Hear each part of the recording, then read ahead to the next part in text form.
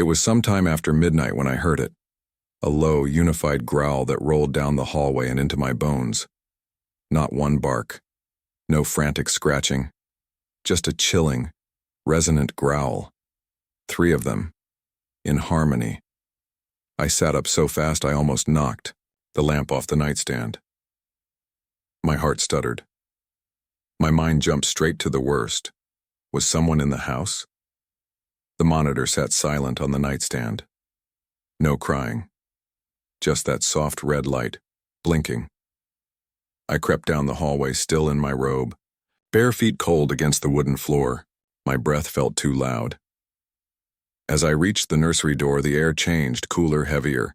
And there they were, all 3 of them, Atlas, Freya, and Bruno, our German shepherds, massive, muscular, intelligent creatures. But at that moment, they were like statues carved from storm clouds. They stood in a perfect arc around the crib. None of them moved. They didn't even turn when I entered. Their eyes stayed trained on the crib. No barking. Just that steady, rumbling growl in their chests. They weren't attacking. They were guarding. But from what? I edged closer, glancing, down into the crib. My daughter was sound asleep, little fists curled up like flower buds beneath her chin. Not a scratch on her, just her pink cheeks rising and falling. I whispered their names. Atlas, Freya, Bruno. But none of them even flicked an ear. I touched Bruno's flank. It was trembling, muscles tense like he was ready to spring. Guys, what are you doing? Still, nothing. Only the closet door creaked slightly in the corner of the room. I hadn't noticed it before. It wasn't fully open, but it wasn't shut either, and then just faintly I smelled it.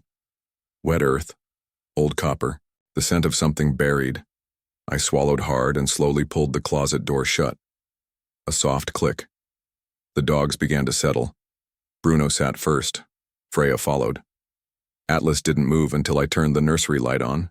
Then, finally, their eyes broke from the crib. That was the first night.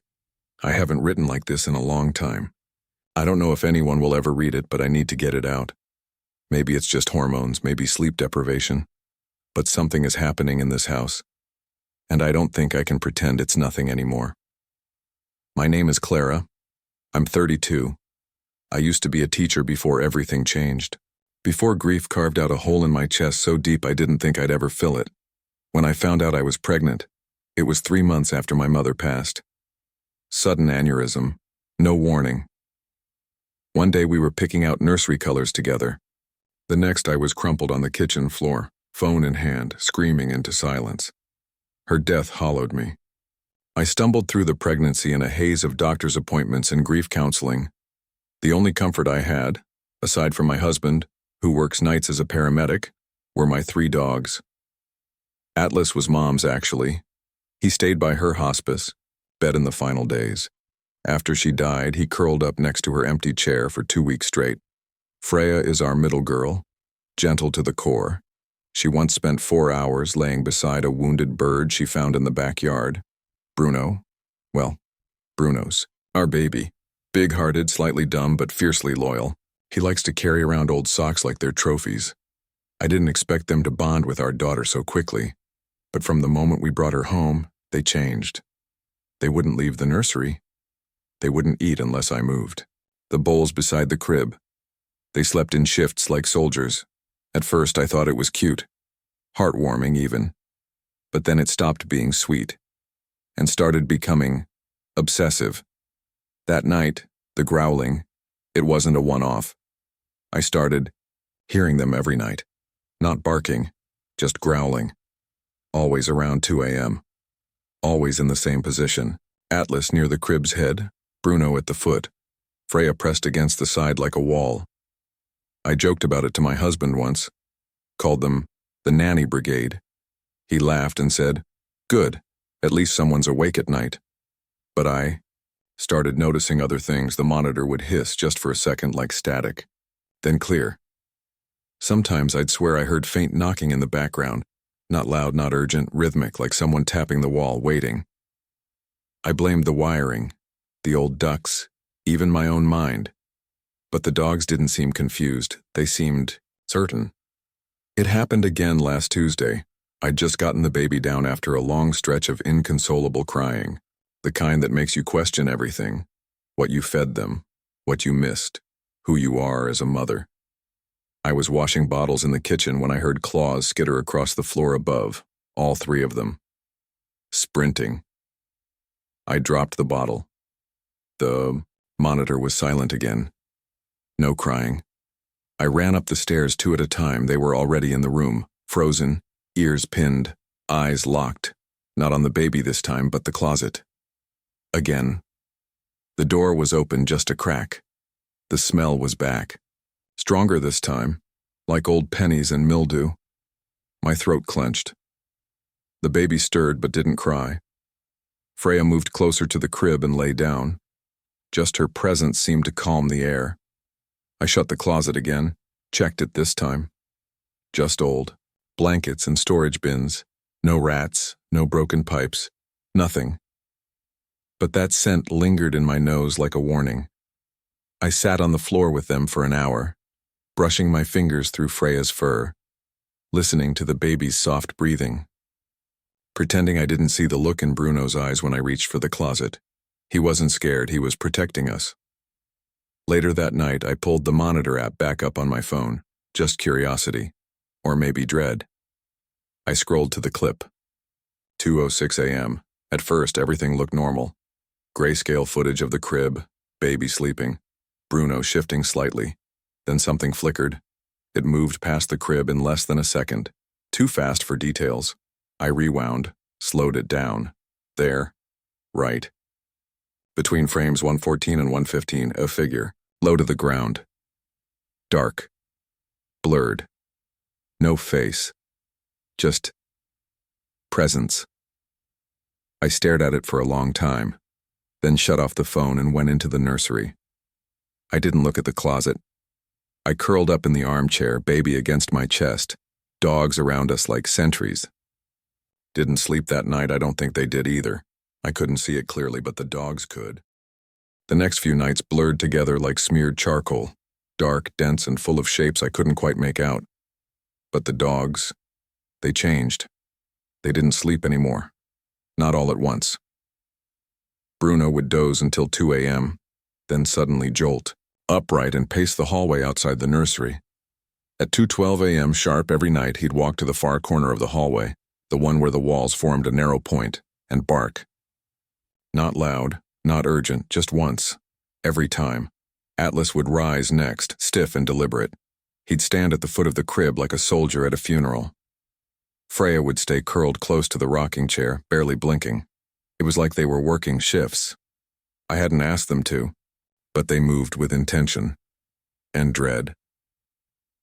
One night I followed Bruno. I sat on the cold hallway floor just behind him, watching that dark corner he always barked at. Nothing there. But the air felt wrong, dense, as if something just left and hadn't quite taken the memory of itself with it. The next morning, while wiping down the baseboards, part of my new compulsive cleaning routine, I found something odd near the heater vent just beside that corner. Claw marks. Too long for a rat. 2. High, too deliberate. 3 clean rakes in the paint as if something had tried to stand up. I stared at them for a long time, then rubbed my thumb over one. A splinter caught beneath my nail. That night I tried to bring Atlas into the nursery early.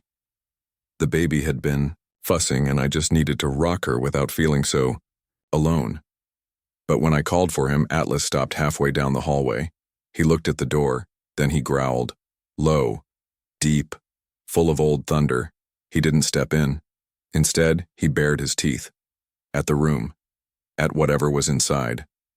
That was when I stopped pretending it was all in my head.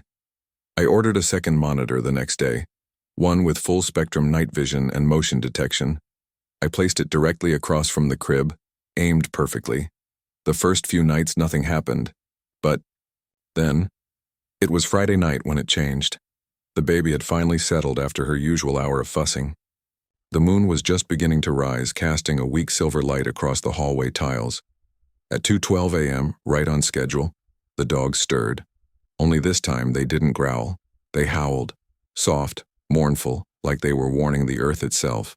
Freya was the first, her snout tipped up toward the nursery ceiling.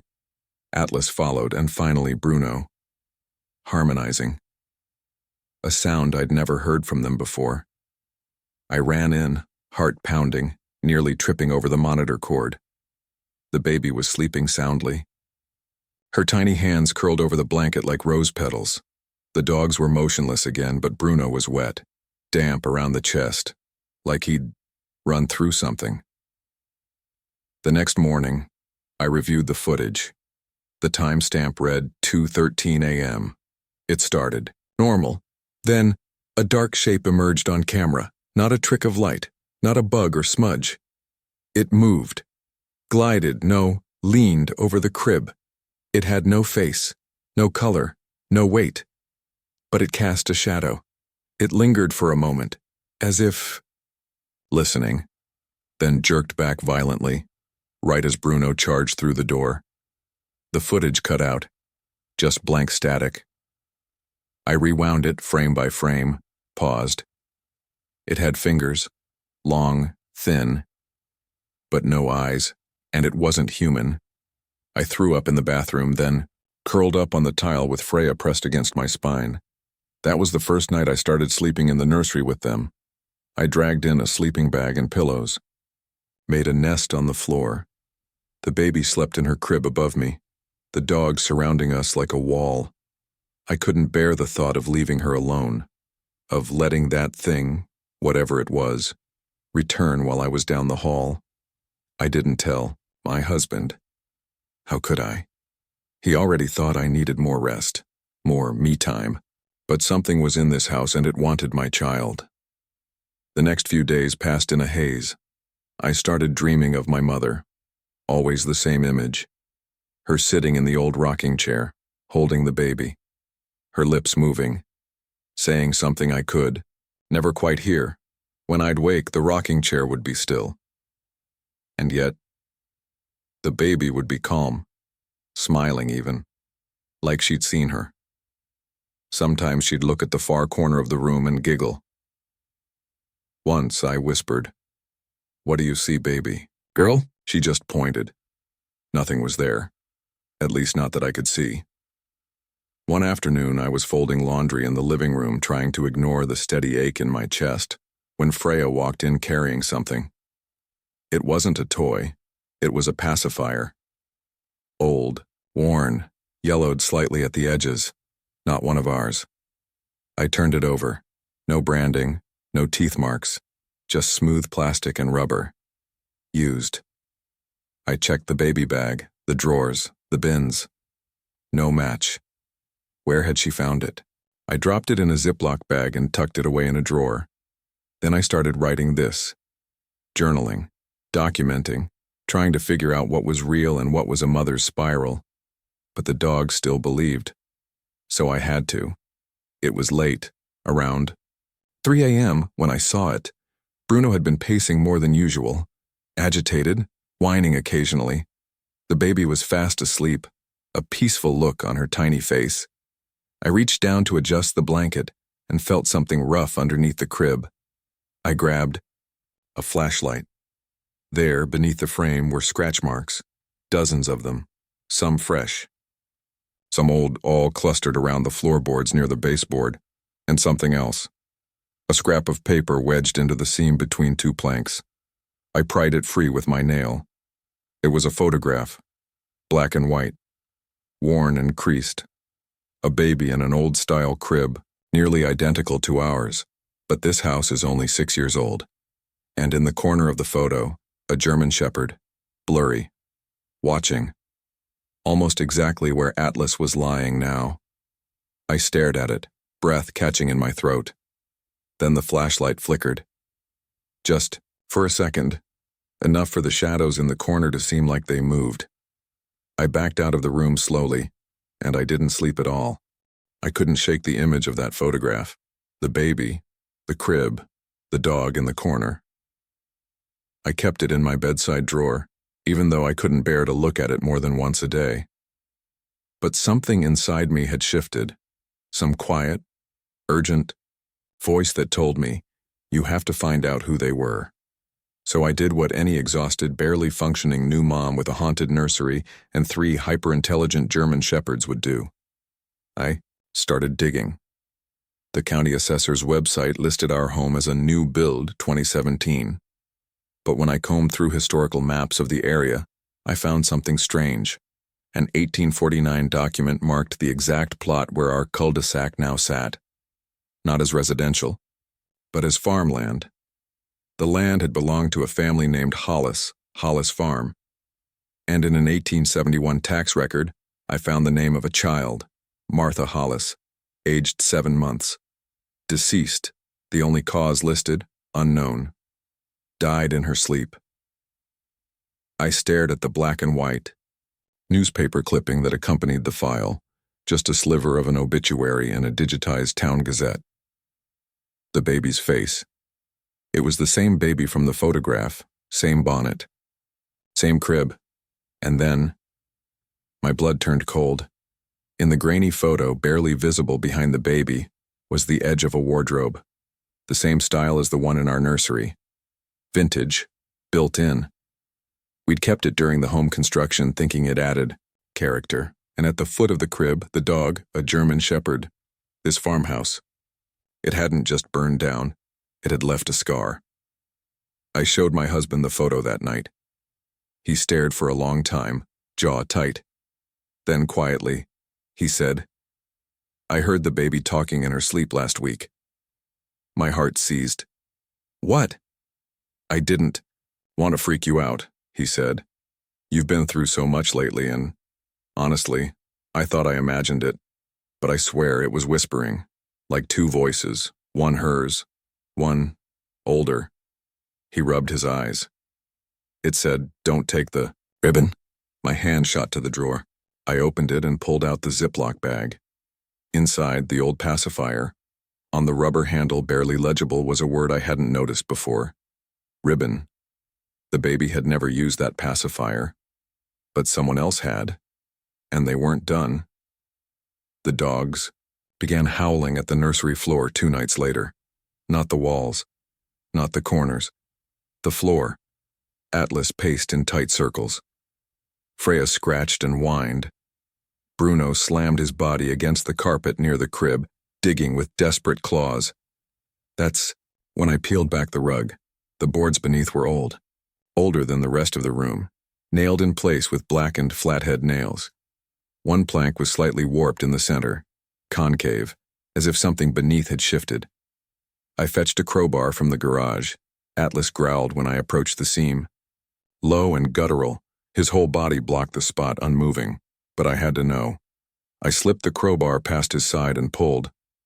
The plank creaked, then lifted, and beneath it, more wood, reinforced, sealed with thick steel nails, but with a handle cut into the grain. A trap door. What the hell? The air that escaped from beneath it was frigid, wet, like the breath of an open grave. Freya began to whimper. Bruno tucked himself behind the rocking chair. Only Atlas stayed near, but even he refused to follow as I opened it the rest of the way. The narrow ladder below descended into black. The crying sound started faintly, barely more than a whisper. But it was unmistakable. A baby, weeping. I turned on my flashlight and stepped down into the cold. The crawlspace smelled like mildew and grief. My foot touched packed dirt. The ceiling was barely 6 feet high, and I had to hunch to move forward. The walls were brick, cracked in places. A narrow shelf ran along one side, filled with what looked like toys. A porcelain doll missing its eyes. A wooden spinning top, a threadbare cloth rabbit, its head stitched sideways, and bones. Small ones. Animal. Maybe. A rusted cot sat collapsed against the far wall. Above it, symbols, scratched into the brick with something sharp. Circles, triangles, letters I couldn't read, warding marks. I shined my light on the nearest one and stepped closer. That's when the flashlight flickered, and I heard a sound that didn't come from me.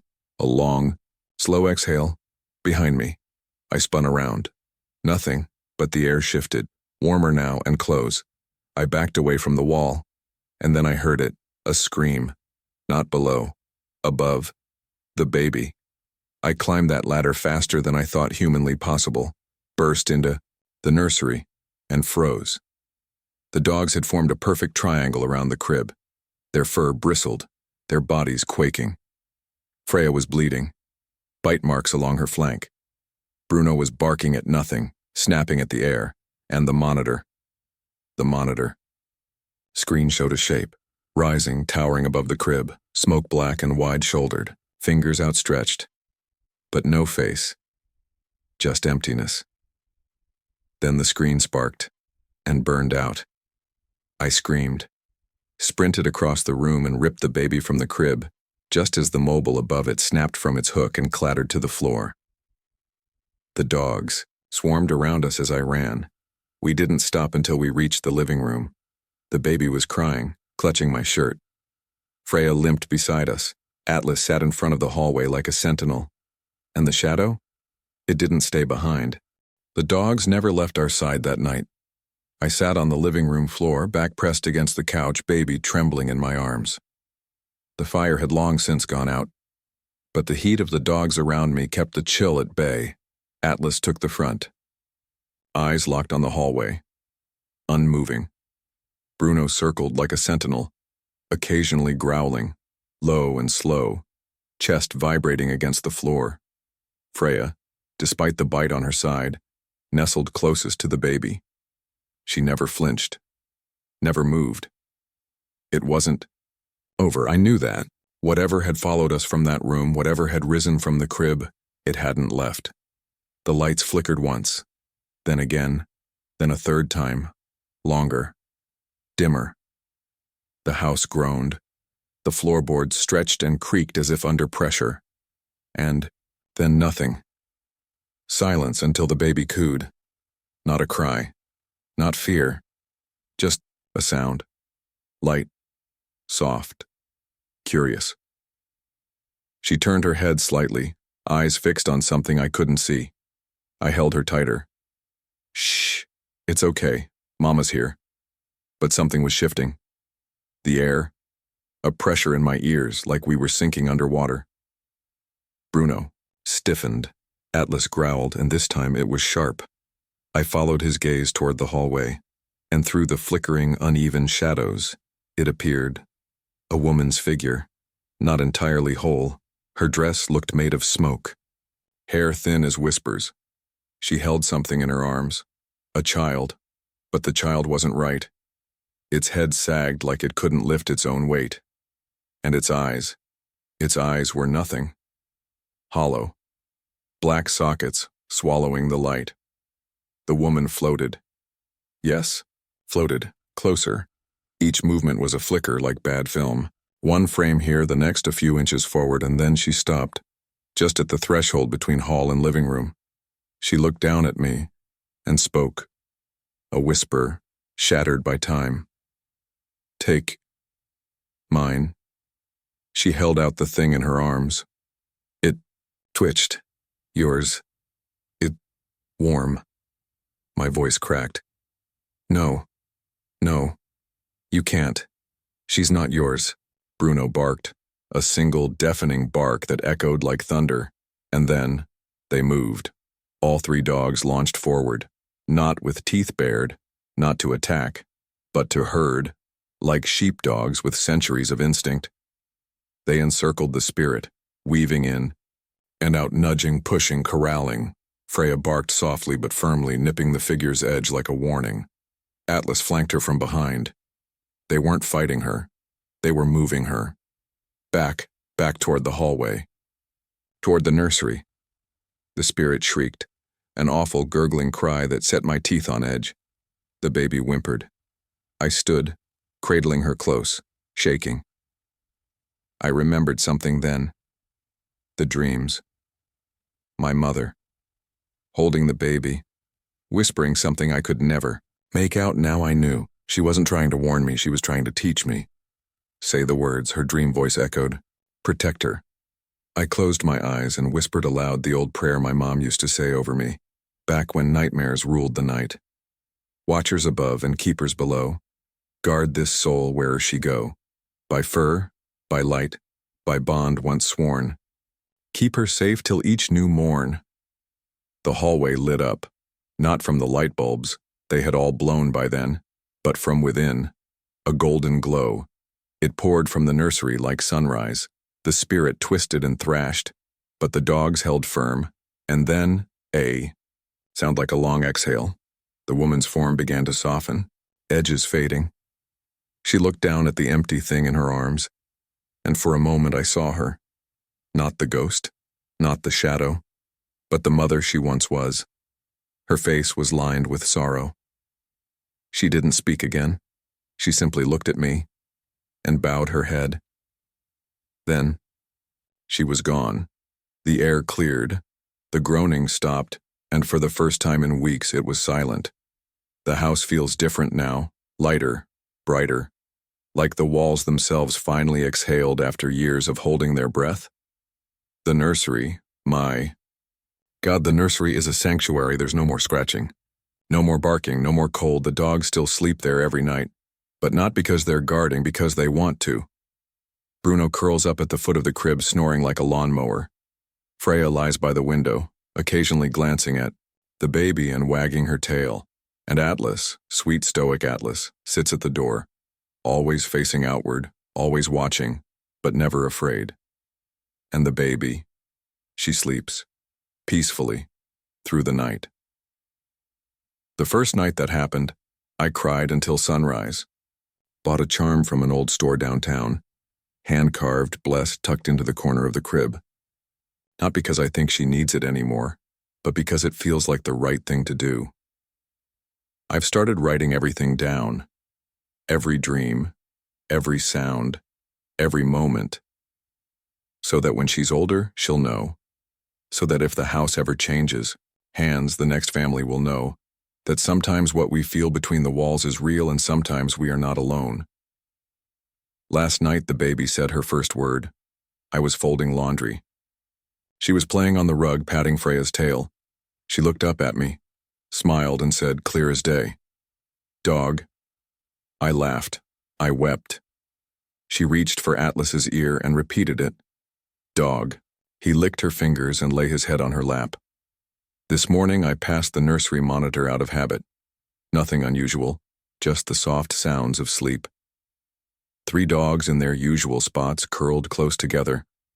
But just before the feed flickered off, I swear I saw one more, a faint outline, glowing, golden white. Another shepherd, older, resting just behind the others, watching still, always watching, from another time, another bond, one that never broke.